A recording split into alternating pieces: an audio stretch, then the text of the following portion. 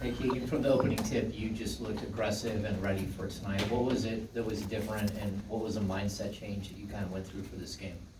I mean, we played them, like 10 times the last whatever amount of time, and I just knew kind of what my spots were going to be going into the game, so just stayed aggressive and just capitalized on that.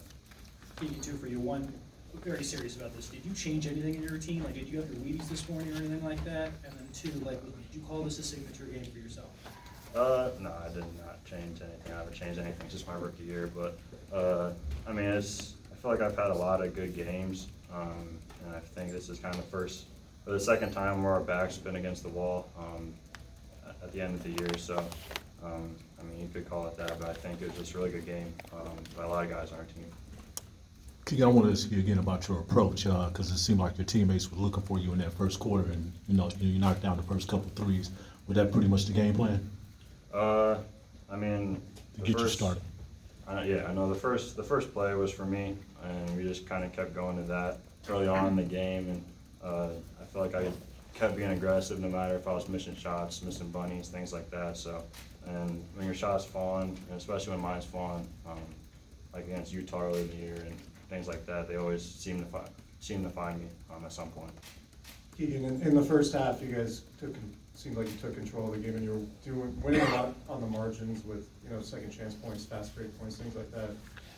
But even then, you only had a 4-point lead going into halftime. Knowing the history of this team and what you went up against in Game 7 last year, what was the mood in the locker room in halftime, and what was the emphasis coming into the third quarter? Yeah, I mean, we know them historically are very good in the third quarter. They beat us a lot of times in the third quarter, and I feel like our attention to detail going in the third quarter was big. I think we got out to a 9-point lead before the first time out, and we got a lot of 50-50 balls, which were good in that quarter to kind of get extra possessions for us. Given the history of these two teams, does this feel like a big accomplishment for you guys, a monkey off the back, so to speak?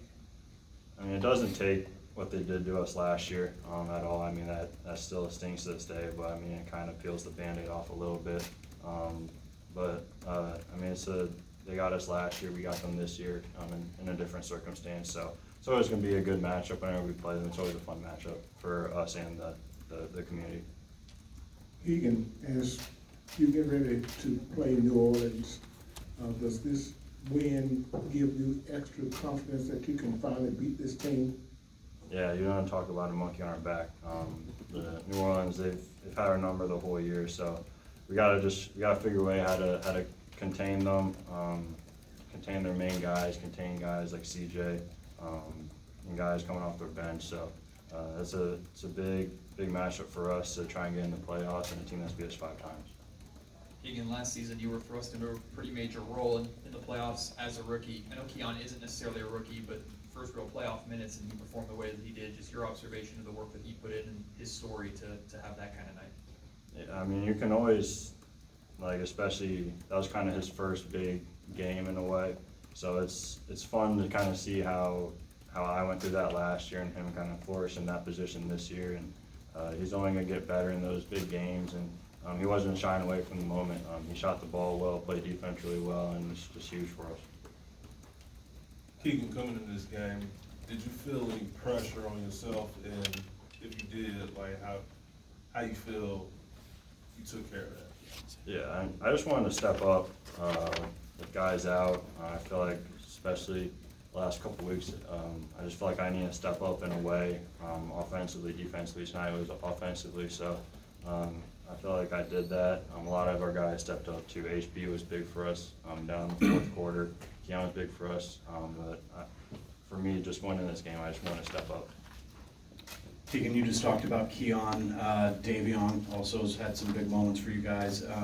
You and Fox have both kind of made strides defensively. This new kind of more defensive identity that you guys have formed in since the All-Star break, how much did that help tonight, and how much could that help you guys moving forward? It's good just because it can keep you engaged when shots aren't falling. When you look at the best teams in the league, they're all very good defensively. So that means when their shots not falling, they're still going to be in games, and that's something that we kind of want to tip our hat on when shots aren't falling. like tonight, our shots were falling. We ended up winning by 20 points, kept on under 100, so. Keegan, when you consider the magnitude of the game and the quality of the opponent, is it possible this was the finest team defensive effort you guys have produced since you've been here?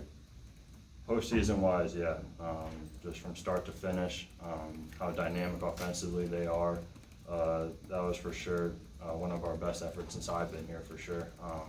Just keeping them under 30 points all 4 quarters against that high-powered offense is pretty good. Thanks, everyone. Thanks, Peter.